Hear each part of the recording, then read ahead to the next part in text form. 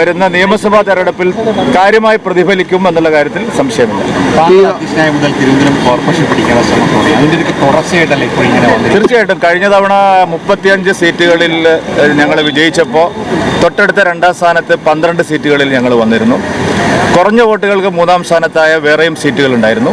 പടിപടിയായിട്ടുള്ള വളർച്ചയാണ് തിരുവനന്തപുരത്തെ BJPയെ സംബന്ധിച്ചിടത്തോളം ഉള്ളത്. ഇത്തവണ അതിൻ്റെ ഫലം കൊയ്യാൻ സാധിച്ചു എന്നുള്ളതാണ് ഏറ്റവും വലിയ പ്രശ്നം. സംസ്ഥാന നേതൃത്വമായിട്ട് സ്ഥാനം ഒഴിയുന്നതിന് മുമ്പ് 20% വോട്ട് വളർച്ചയിലേക്ക് BJPക്ക് എത്താൻ സാധിച്ചു.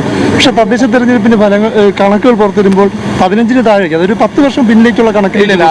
ഓരോ തെരഞ്ഞെടുപ്പിനും ഓരോ പാറ്റേൺ ആണ്. അത് തദ്ദേശ തെരഞ്ഞെടുപ്പിലെ വോട്ട് വിഹിതം നോക്കിയല്ല ആളുകൾ നിയമസഭാ തെരഞ്ഞെടുപ്പിൽ വോട്ട് ചെയ്യുന്നത്. അതുകൊണ്ട് തദ്ദേശ തെരഞ്ഞെടുപ്പിന്റെ പാറ്റേൺ വേറെയാണ്, ലോക്സഭാ തെരഞ്ഞെടുപ്പിന്റെ പാറ്റേൺ വേറെയാണ്, നിയമസഭാ തെരഞ്ഞെടുപ്പിന്റേതും വേറെയാണ്. ഒരു കാര്യം ഉറപ്പാണ്, ഞങ്ങൾ വലിയ സംഖ്യയിൽ വിജയിച്ചു വരും നിയമസഭയിൽ എന്നുള്ളത് നിങ്ങൾ ഉറപ്പിച്ചോളൂ. വികസന രംഗത്തായിരിക്കെ യുവമോർച്ച പ്രസിഡന്റാണ്, താങ്കളുടെ തന്നെ ഒരു അന്യായ വിരുദ്ധ ആളാണ് മേയറായി വരുന്നത്. അല്ല, സ്വാഭാവികമാണല്ലോ. അദ്ദേഹം യുവമോർച്ചയിൽ എൻ്റെ സഹപ്രവർത്തകനായിരുന്നു. പിന്നീട് ഞാൻ അധ്യക്ഷനായപ്പോഴും അദ്ദേഹം പാർട്ടിയിൽ പ്രധാനപ്പെട്ട ചുമതലകൾ വഹിച്ചിരുന്നു.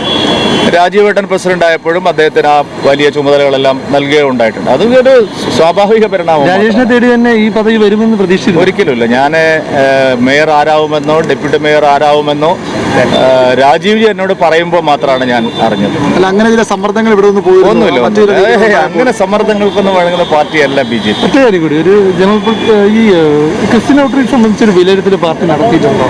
കാരണം എല്ലാ കാര്യങ്ങളും ഇന്ന് വിശദീകരിക്കേണ്ടതില്ലല്ലോ പ്രശാന്ത്. ഇനി ദിവസം എത്ര മുമ്പിൽ ഇരിക്കുന്നു. ശരി, താങ്ക് യു.